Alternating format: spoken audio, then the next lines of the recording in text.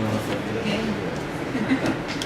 Então, eu agradeço, né? Para mim é um prazer estar aqui, mesmo vindo de uma área que está um pouquinho longe daquilo que vocês pesquisam, mas de alguma maneira temos certas coisas que conversam, principalmente como eu venho da linguística. A linguística é uma área interdisciplinar, então ela permeia principalmente quando a gente tem esse olhar sobre algumas pesquisas das quais eu tive o prazer de escutar. Então a gente consegue conversar. Então muito obrigada, Fábio, pela receptividade, não dá vontade de ir embora, dá vontade de ficar aqui mais tempo. Então, gente, eu vou tentar trazer para vocês, quando eu conversei com o Fábio, a gente tentou trazer alguma coisa como eu trabalho com a questão das tecnologias da informação e comunicação aplicadas à educação. Eu trabalho no curso de licenciatura e eu tentar trabalhar um pouquinho, fazer um colóquio dessa questão da tecnologia e sociedade. E isso permeia, eu acho, tudo que vocês estão fazendo. Então, o que eu vou tentar fazer? Vou tentar trazer algumas características que ocorreram na sociedade em função da tecnologia, especificamente na internet, e os desafios eu deixarei para vocês. Então, no final, eu deixo alguns desafios para vocês pensarem. Então, quando a gente pensa a questão da web, especificamente na sociedade, a gente tem que dividir em dois momentos. O primeiro momento está pautado na questão da inclusão digital e o segundo momento está pautado na questão das políticas públicas para essas inclusões. Então, quando a gente pensa em inclusão digital, quando a gente pensa isso Brasil, porque a gente sabe que vivemos em um país em que ter acesso à informação por meio da internet é caro, é restrito, é pago. Vivemos em muitas universidades públicas em que não. A minha universidade, na Universidade Federal, no campus que eu trabalho, não tem acesso à internet em alguns blocos. Então, vivemos num país em que a gente tem um acesso limitado, tem um acesso à internet caro. Então, o responsável, gente, no Brasil, pela inclusão digital foi uma rede social que surgiu em 2004, que foi o Orkut. As pessoas não tinham computador em casa, as pessoas não tinham acesso às suas casas, mas elas procuravam lan house, procuravam ambientes de trabalho para ter acesso a essa rede social. Então, isso são dados que eu trago para vocês, oficiais, e que o responsável pela inclusão digital no nosso país foi essa rede social que foi desativada. Por quê? Vivemos num país em que os brasileiros gostam dessa visibilidade. Então, somos o país em que está em primeiro lugar os usuários de redes sociais. E aí eu trago para vocês que é interessante a gente pensar esses três momentos da web. Então, a gente teve primeiramente aquela questão que a gente tinha um e-mail, que a gente respondia, mandava e lia as coisas que estavam disponíveis na web, que é a chamada web 1.0. Hoje já estamos na web 2.0, e a gente deixou de ser apenas receptores do conhecimento, estamos nos tornando, ou já somos, produtores do conhecimento. Então aí a gente tem as redes sociais, a gente tem os blogs, a gente tem os fóruns, e estamos numa transição para irmos para uma web 3.0, que não há uma definição ainda para isso, e sim características que são pautadas no que seria essa web 2.0, que está associada pela questão da inteligência artificial, pela questão que as coisas vão ficar tudo nas nuvens. Então não há uma definição ainda para isso, mas sim características. Então a gente tem esses três momentos, principalmente esses dois momentos já bem pautados na nossa sociedade, e que isso interfere muito no nosso modo de pensar, no nosso modo de agir e nas nossas colocações diante da sociedade. Aí eu trago aqui, só em termos, a questão do contexto da internet, né? Então a internet, ela surgiu em 1960, mas a gente for pensar aqui, o uso comercial no Brasil foi em 1995. Então, recente. E aqui eu trago algumas ferramentas, né, questões para relacionar com a sociedade, em função de quando surgiram. Então, a questão do e-mail, em 69, e a questão dos sites de redes sociais, que começaram em 2002. Aqui, então, eu trago, porque eu acho importante sempre pautar isso quando a gente pensa na questão da sociedade, da tecnologia e dessas novas culturas que eu vou falar adiante que surgiram. Então, é importante quando a gente pensa em inclusão digital, mesmo que a gente tenha muita exclusão digital, mas isso daqui foi responsável pela inclusão digital no Brasil. Depois a gente tem essas duas redes sociais, o Facebook e o Twitter. Aqui, ó, em função então dessa rede que surgiu em 1995 como comercial, a gente tem esses dois tipos de cultura. A cultura da visibilidade e a cultura da convergência. A cultura da visibilidade seria, vamos supor, a gente vê casais que têm relações, filmam essas relações e depois jogam na rede. E a cultura da convergência, quando a gente está dando uma aula e o nosso aluno vai lá, tira uma foto e posta numa rede social. Então a gente está numa sociedade em que o privado e o público é uma questão muito grande. Até que ponto é o que é privado e o que é público? E uma outra coisa, quando no trabalho da Lidiane, que ela trabalha com a questão do lixo eletrônico, eu trabalho e penso muito na questão do lixo digital. Outra coisa, pessoal, que está aí, tanta informação que está ali que poderia não estar ali. Por quê? Porque a web é uma terra que não tem dono. Então, o caminho que eu vou percorrer, o que eu vou ler, nós que vamos fazendo esses hipertextos, esses hiperlinks. Então, a gente também, eu tento trabalhar com essa questão também do lixo digital. Qualquer coisa poderia ser descartada, qualquer coisa não é reciclável. E aí, nessa questão que eu tento dialogar com vocês, disso que vocês estão fazendo, é interessante a gente pensar nessas novas formas de sociabilidade. E isso acontece em função dessas comunidades virtuais que surgiram. E uma outra coisa que é interessante pensarmos pelo advento da internet, da questão das tecnologias de informação e comunicação, são as novas formas de educação. Então a gente sabe que o governo que hoje está no poder teve uma expansão de políticas públicas voltada para a questão da educação à distância no Brasil. Eu não vou entrar aqui no mérito da qualidade, mas sim na expansão. Então a gente vai em qualquer município, lá no município do interior do Rio Grande do Sul, com 20, 15 mil habitantes, está lá o FEPEL, o FSM ou a UFS. Então, a gente teve um aumento, proliferação em números de alunos no ensino superior.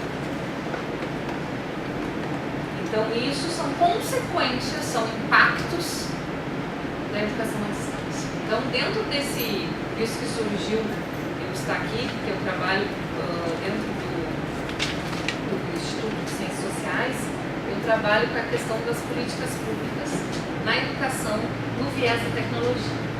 Então, eu penso isso daí, porque eu faço uma análise da questão da educação à distância no Brasil, não só em termos de agenda, mas em termos dos agentes sociais, e me interessa saber essa questão, pesquisar esse impacto de tudo isso que já ocorreu, de quantos cursos existem, qual é esse impacto na sociedade.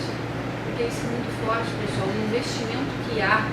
Se a gente analisar o discurso que está permeado, há pouco tempo o ministro da Educação, há um mês, em função dos cortes que ocorreram no nosso país, e ele disse assim, agora não me lembro o valor, mas dos cortes, uma parte seria destinada, em termos da educação, para compra de tablets. Então, há nesse discurso do governo, e obviamente o mercado envolvido da mídia, o governador do Rio Grande do Sul esteve em Pelotas semana passada e o que saiu na mídia, o que estava? A distribuição de tablets nas escolas estaduais. Então, tudo isso pautado nesses novos discursos, nessas novas identidades que estão sendo construídas em função, não do que precisamos enquanto sujeitos inseridos numa sociedade, mas sim dessas políticas públicas que vêm de cima e que são pautadas para quem? Então, essa é uma reflexão que eu trago e isso está relacionado porque eu venho do campo da educação e eu sempre digo assim, quando a gente pensa na questão da educação, quando a gente pensa na questão do processo de ensino-aprendizagem, eu sempre digo que vamos ensinar está pautado na questão do contexto que estamos inseridos, né? Então, a cultura que vivemos hoje é essa cultura digital, essa cultura dessas novas tecnologias. Então, é isso que permeia. Aí, essa questão de incorporar essas tecnologias da informação e comunicação na educação, elas estão nas escolas, no ensino, né, privado por meio de empresas que essas instituições compraram. E nas escolas públicas por meio de políticas públicas, de programas do governo. Mas uma observação que eu trago para vocês é que o Estado brasileiro, influenciado pelo projeto neoliberal, tem em suas políticas educacionais aspectos fortemente. E isso é pautado quando a gente escutou alguns trabalhos aqui relacionados com as temáticas que foram apresentadas, principalmente as visitas. Então, no Brasil, pessoal, para situar um pouco esses programas, esses projetos, eles surgiram na década de 80. Então, com uma implementação de reconstruir, de repensar a questão da sociedade da educação.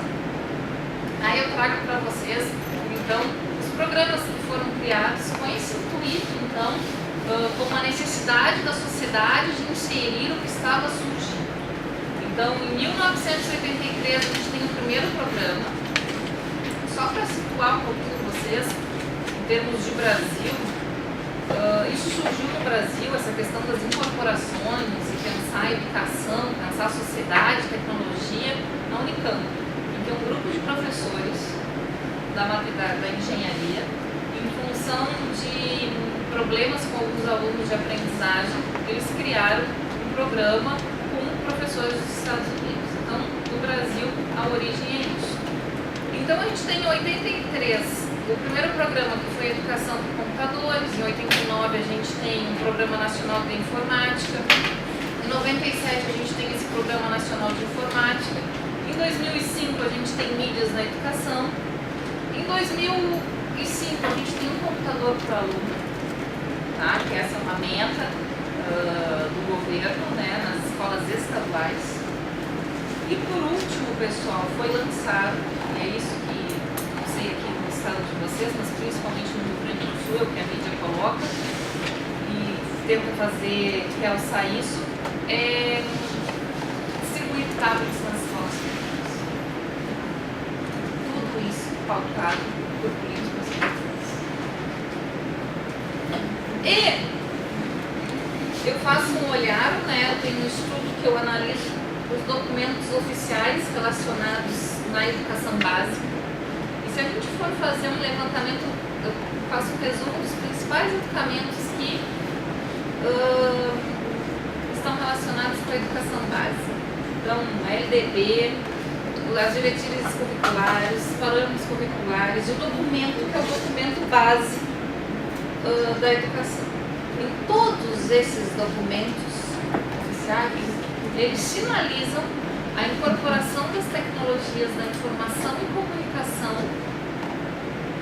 no processo do aprender e do ensinar dos alunos, colocando como competências que tanto o aluno da educação básica, né, quanto o aluno do ensino superior superior, ele tem que ter essas competências de trabalhar esses novos letramentos, que são os letramentos digitais que surgem. Então,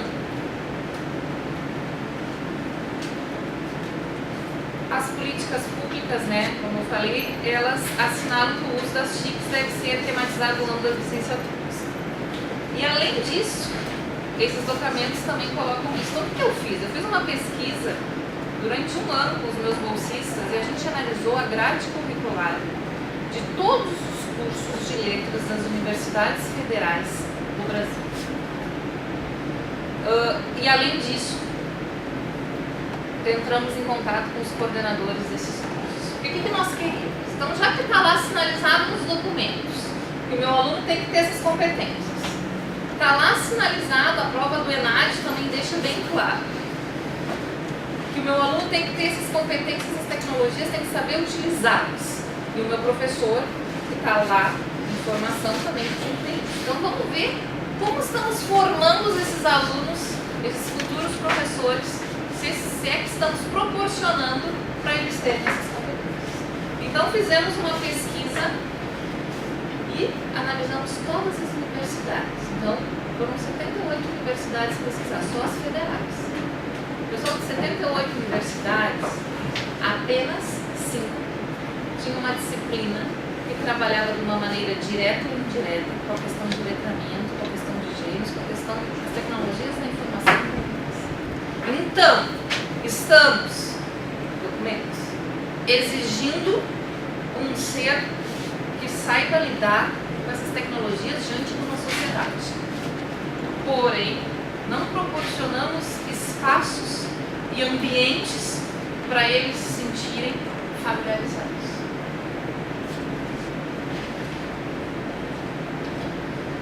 E eu coloquei para vocês, mas isso o MEC, por meio de seus documentos, já em 98 o pessoal já sinalizava e já apontava a necessidade de mudar, a necessidade de curto espaço de tempo, né? Essas transformações, atendendo essas novas demandas. Então, quem são essas? Aí é o questionamento que eu sempre faço. Qual é a nova demanda que temos? Aí quando a gente pensa assim, que é o que eu quero deixar depois, que impactos as tecnologias, e tecnologia me referindo à questão da internet, porque se a gente for pensar em tecnologia muito ampla e tudo é tecnologia, por isso que eu faço essa ligação com a questão da web. Gera que nós e naquilo que pesquisamos. Então, quando eu orientei um trabalho e a menina queria ter a questão do professor. Então, o que mudou com o professor em função das tecnologias? Será que as tecnologias mudaram a maneira como o Júlio, a maneira como o Flávio, como o Ângelo trabalham na sala de aula? Será que foram elas que nos mudam? Ou em função, a Vanessa mudou em função que há 10 anos eram outras leituras, era a maneira que ela olhava o mundo. Então, será que foram os livros que me constituíram ser um ser diferente hoje? Ou foi o que surgiu de novo por meio da web? Por quê, pessoal? Porque se a gente... Eu sempre penso assim, a gente não pode fazer uma leitura ingênua desses documentos e nem pensar essas políticas públicas também de uma maneira imatura, né? Então, o que está atrás disso? A gente vive num mundo, a gente vive numa sociedade e de uma maneira, principalmente porque a mídia coloca para nós, e alguns estudiosos da linguística também acreditam, que seremos, não sei se vocês lembram, mas há algum tempo, quando começou a questão do advento dos computadores, a educação à distância, alguns professores tinham um receio que seriam substituídos pelas máquinas. Isso nunca, porque para existir aquilo tem que existir um ser humano lá. E nada para mim substitui a voz humana. Durante N suportes que temos para nos comunicar, para dar uma aula, nada vai ser mais atrativo, pode ser mais atrativo que a nossa voz humana. O colega não precisou disso aqui para falar. Nós precisamos disso aqui para nos comunicar. Então, acho que tudo isso que surge por meio desses adventos que eu mostrei para vocês, o Web 1.0, 2.0, que está surgindo na 3.0, são contribuições que a gente tem a nosso favor e a favor daquilo que trabalhamos, que vem a somar. É a maneira como o olhar que vamos ter e o que queremos. Então, lá em 97, Azevedo já colocava que isso eu acho interessante. A política educacional tem como outras políticas sociais, será bem sucedida na medida em que tenha por orientação principal os dinâmicos e as leis que regem o mercado privado. Então, por mais que estamos aí trabalhando com a questão das políticas públicas, do governo, o que está por trás disso?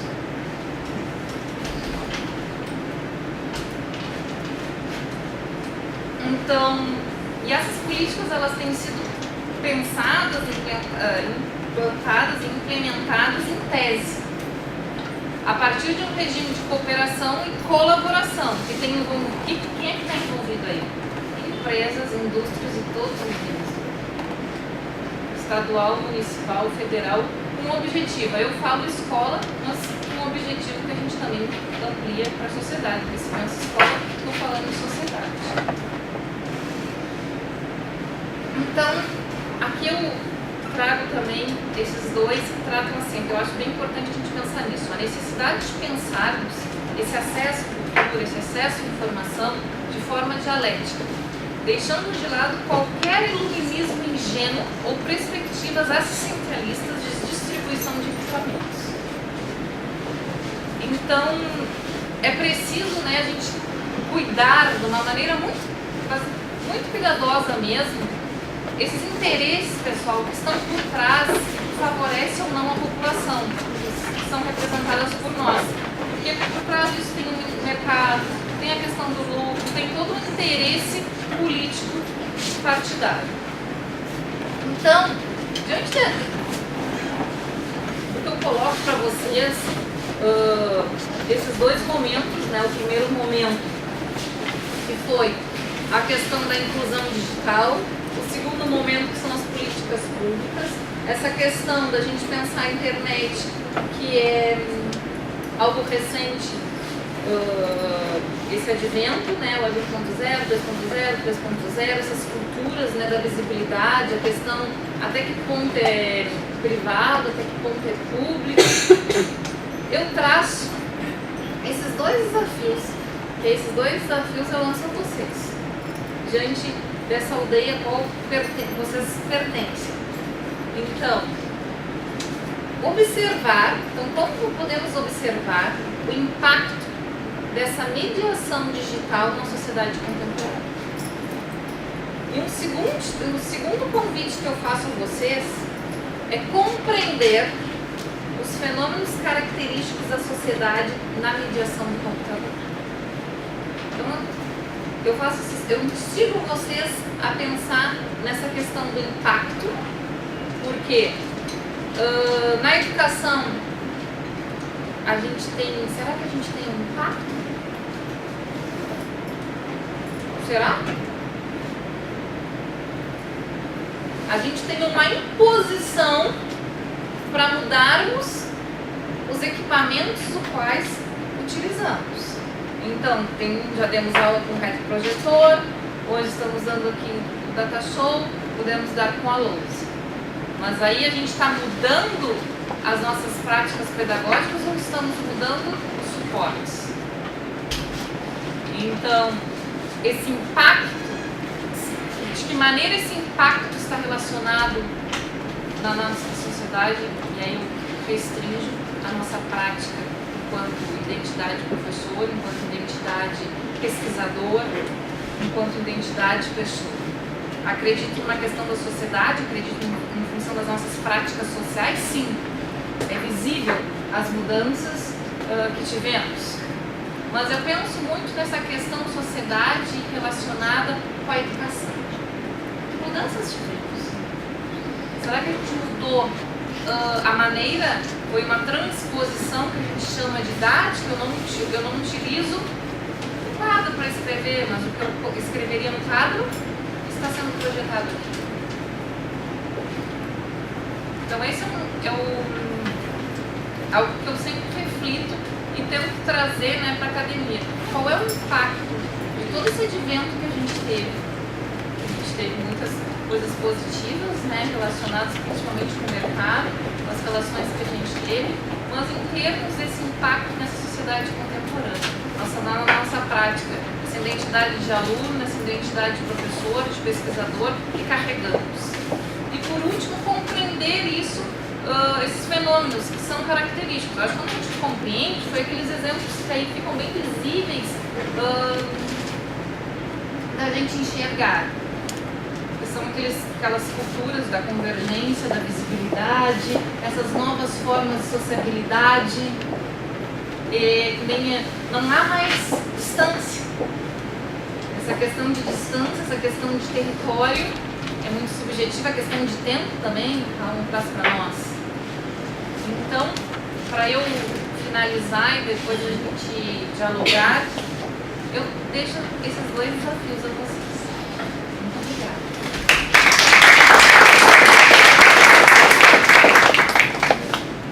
Encerrando essa sessão, né? Vamos ampliar agora o debate. Rebeca, professora. Mesmo Rebeca. Tá bom? Boa noite. Sou mestrando do programa de urbanos regionais e orientando o professor Fábio de integrantes do SEMAC. Tenho duas perguntas, uma para cada professor. Professor Ângelo, eu achei muito interessante a sua indagação com relação à participação do Estado, né, na questão da revolução capitalismo do espaço. E essa é uma reflexão que eu também gostaria de aprofundar posteriormente.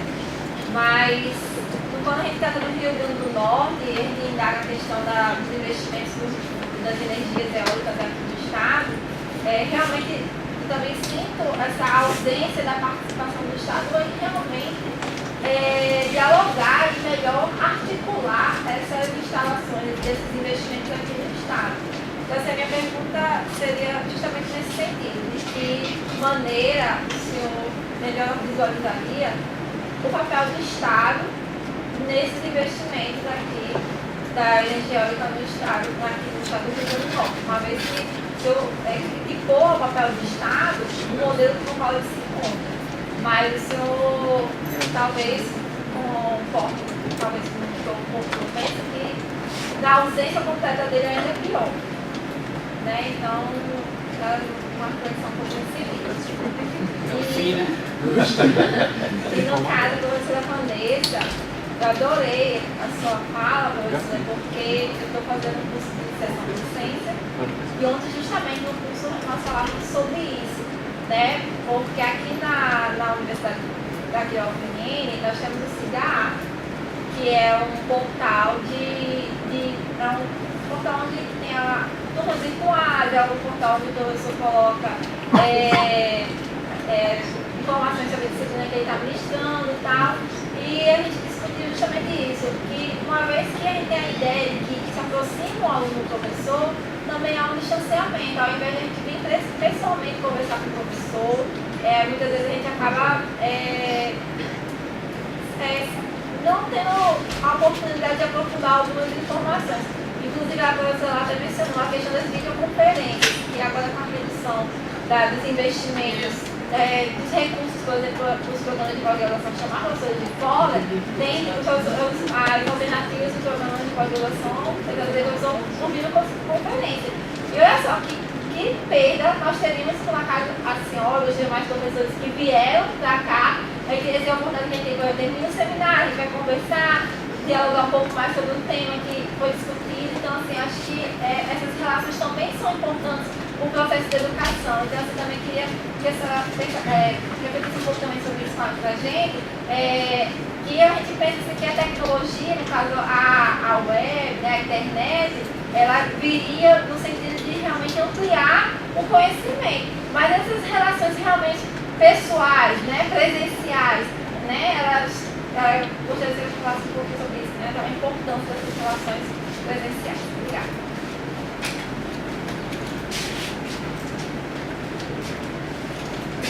Boa noite.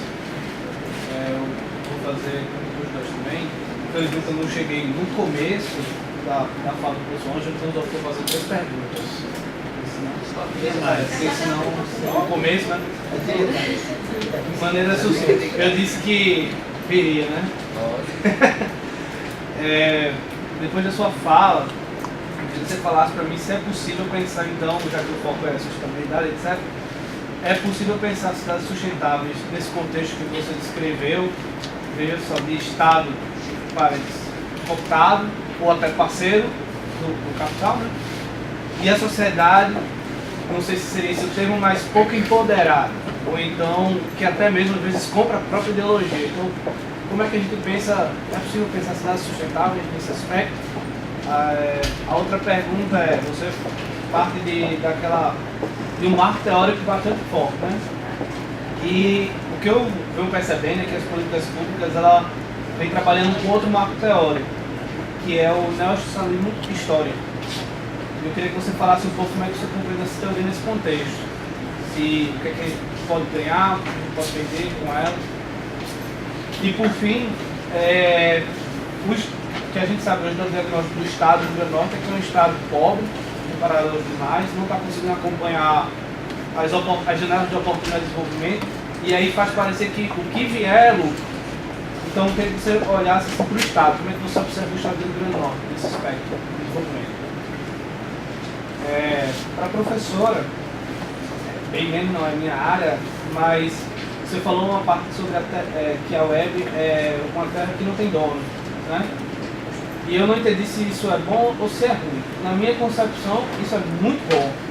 Muito bom no sentido de que você tem, por exemplo, um Edward Snowden, que está na Rússia, até onde eu sei, e que liberou documentos que está servindo para o marco regulatório da internet do Brasil, por exemplo. E só foi possível porque a web, nesse caso, ela não tem essa regulamentação tão forte. A mesma coisa acontece com a Wikileaks, que também tem mudado um pouco a geopolítica internacional, porque exatamente a web ela proporciona esse tipo de movimento social que sem ela não existiria. E sobre os cursos de licenciatura, uma crítica que eu venho observando é que os próprios professores de licenciatura falam de muitas técnicas e nem mesmo eles usam as técnicas que eles ministram na universidade. Então fica a crítica a pensar como é que se o professor de licenciatura não usa as técnicas inovadoras de ensino, o que pensar dos alunos? Então, às vezes as técnicas inovadoras partem da criatividade dos próprios professores, não de um aprendizado. Mais uma coisa, essa informação, tá? Vou falar até você.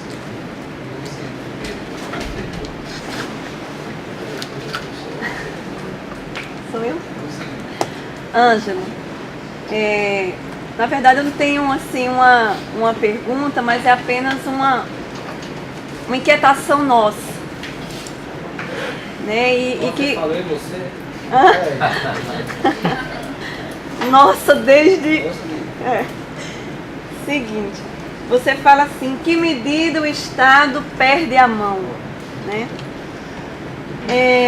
Primeiro, concordar com você que o Estado ele propicia, né, essa reprodução do capital mercantil, né, que é dominado, vamos dizer assim, por grandes grupos econômicos, formado por grandes empresas, né, que têm o poder de ditar as regras e as condutas, mas também formado por empresas satélites. São as pequenas que não têm poder de mercado, mas que acabam sendo dominadas por essas estratégias, né, que são implementadas pelas empresas grandes. Então veja, pensar a energia eólica nesse contexto e as energias renováveis do ponto de vista geral, eu acho que a gente precisa entender o seguinte, do ponto de vista geral, o que é que nós temos, qual a discussão geral e mundial? É que precisamos reduzir a dependência de petróleo, né, que é dominado por um grande cartel e se imprime estabilidade de preço, né, e de mercado para aqueles países que são dependentes. E também, outra discussão geral, que é a necessidade de mitigar os danos ambientais e, portanto, reduzir, né, os efeitos dos gases né, poluentes de efeito estufa.